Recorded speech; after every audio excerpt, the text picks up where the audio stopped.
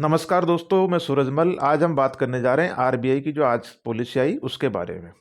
RBI ने repo rate, reverse repo rate, CPR, SLR, MSF, bank rate, इनमें कोई changes नहीं किया है। और आरबीआई ने जो स्टांस था वो भी अकोमोडेटिव ही रखा है।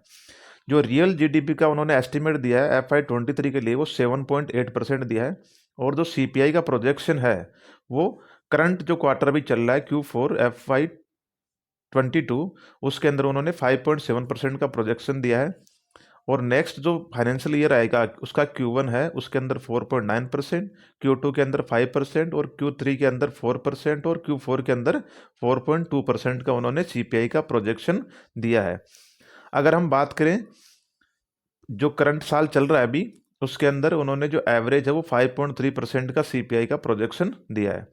और अगर हम नेक्स्ट FY22-23 की बात करें तो उसके अंदर 4.5% का जो सीपीआई का इन्फ्लेशन है उसका प्रोजेक्शन दिया आरबीआई ने। ये तब उन्होंने बोला है कि अगर वो मानते हैं कि 2022 के अंदर जो मानसून है वो नॉर्मल रहेगा, तो यहाँ पे जो सीपीआई का जो टारगेट है वो 4.5% वो लेके चल रहे हैं। लेकिन यहाँ पे दो तीन चीज़ें ऐसी हैं जो इस सीपीआई इन्फ्लेशन के टारगेट को ब्रीच कर देंगे या उससे ऊपर चला जाएगा सीपीआई का इन्फ्लेशन।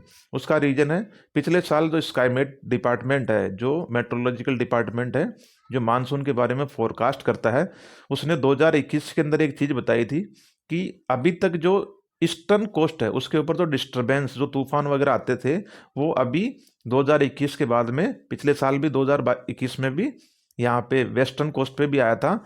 और गुजरात, राजस्थान और महाराष्ट्र के जो एरियाज हैं कोस्टल के नज़दीक, उनके अंदर जितनी भी फसल थी उनको बर्बाद कर दिया था और उससे बहुत सारी चीज़ें की कमी हुई थी। तो पिछले साल स्काईमेट ने बोला था कि ये अभी हर साल यहाँ पे ऐसा होगा कि वेस्टर्न कोस्ट के ऊपर भी बहुत सारा डिस्टरबेंस रहेगा और बहुत सारे तूफान वगैरह आते रहेंगे। तो अगर ऐसा होता है तो जो फूड इन्होंने जो मानसून नॉर्मल लेके चल रहे हैं आरबीआई, और जो क्रॉप का प्रोडक्शन है वो भी वो नॉर्मल मान रहे हैं, उसके हिसाब से उन्होंने जो इन्फ्लेशन का टारगेट दिया है वो 4.5 दिया है। लेकिन अगर ऐसा डिस्टरबेंस वगैरह होता है या कोई तूफान आता है तो उसकी वजह से ये जो इन्होंने इन्फ्लेशन का टारगेट दिया है वो उनका गलत साबित हो सकता है। अब अगर हम बात करें दूसरे पहलू पे, अभी बहुत सारे स्टेट के अंदर इलेक्शन चल रहे हैं, 5 स्टेट्स हैं जहाँ पे इलेक्शन चल रहे हैं। तो इलेक्शन की वजह से जो सेंट्रल गवर्नमेंट है वो डीजल और पेट्रोल की प्राइजेज वो नहीं बढ़ा रही। लेकिन जैसे ही इलेक्शन का काम खत्म हो जाएगा तो उसके बाद में एक साथ डीजल और पेट्रोल की प्राइजेज हैं वो इंक्रीज की जाएंगी। जब डीजल और पेट्रोल की प्राइस इंक्रीज होती हैं तो उसकी वजह से ट्रांसपोर्टेशन जो कॉस्ट होता है वो इंक्रीज होता है और वो डब्ल्यूपीआई को नेगेटिवली इम्पैक्ट करता है, और उसकी वजह से इनडायरेक्ट रूप से भी सीपीआई है जो, या इन्फ्लेशन है, वो इंक्रीज होती है। तो ये दो दो चीज़ों को जो आरबीआई गवर्नर साहब हैं उन्होंने नज़रअंदाज किया, जो उनके लिए एक मुसीबत खड़ी कर सकता है आने वाले कुछ महीनों में। अब अगर हम बात करें यहाँ पे इंडिया का फॉरेन जो रिजर्व है वो $55 यूएस डॉलर से मिलियन डॉलर से इंक्रीज हुआ है और $632 मिलियन हो गया है। जो एमपीसी है उसके अंदर अकोमोडेटिव स्टांस उन्होंने कंटिन्यू रखा है, और उन्होंने जो गवर्नर साहब है उन्होंने बताया है कि हम इसको एक लंबे समय तक रखेंगे जब तक कि हमारी इकोनॉमी रिवाइव न हो जाए और ग्रोथ हमें विजिबल जब तक नहीं देखने लग जाए तब तक हम इस स्टांस को अकोमोडेटिव ही रखेंगे। जो अभी रिसेंटली पॉलिसी आई है उसके जो मिनट्स हैं वो 24 फरवरी 2022 को जारी किए जाएंगे, और अगली जो एमपीसी की जो मीटिंग है वो 6 से 8 अप्रैल के बीच में होगी।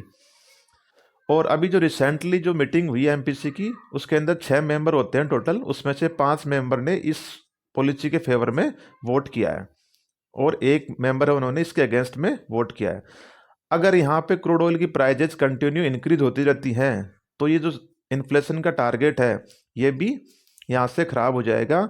और जो अभी हमारे जो सेंट्रल बैंक आरबीआई है उन्होंने जो रेट हाइक नहीं की, इंटरेस्ट रेट हाइक नहीं की, वर्ल्ड के अंदर जितने भी बाकी सारे बैंक हैं वो इंटरेस्ट रेट हाइक कर रहे हैं, तो ये इनके लिए एक नेगेटिवली चीज़ काम कर सकती है और आने वाले समय में ये जो हमारा स्टॉक मार्केट है उसके ऊपर भी एक नेगेटिव इम्पैक्ट डाल सकती है।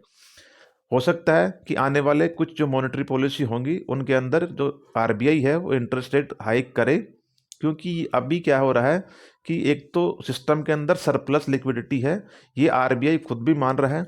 लेकिन उसके बावजूद भी यहाँ पे ऐसे कोई मेजर्स नहीं लिए गए आरबीआई के द्वारा जिससे सरप्लस लिक्विडिटी को मार्केट से विड्रॉ किया जाए और इन्फ्लेशन को काबू किया जाए। क्योंकि अब इससे 3-4 महीने पहले यूएस के अंदर भी क्या हो रहा था कि वहाँ के जो सेंट्रल बैंक थे वो इन्फ्लेशन को इग्नोर कर रहे थे, लेकिन अभी वहाँ क्या हो रहा है कि इन्फ्लेशन इस कदर बढ़ गई है कि वहाँ जितने भी लोग हैं, जितने भी बड़े एक्सपर्ट हैं, वो मान रहे हैं कि यहाँ पे मार्केट के अंदर एक बब्बल क्रिएट हो गया है और जो बब्बल है वो कभी भी ब्रस्ट हो सकता है। तो अगर ऐसी स्थिति यहाँ पर भी अगर उत्पन्न होती है तो हो सकता है कि इंडियन मार्केट के अंदर भी एक बब्बल बन जाए। उम्मीद करता हूँ ये वीडियो आपको बहुत इन्फॉर्मेटिव लगा होगा और आपके काम भी आएगा। धन्यवाद।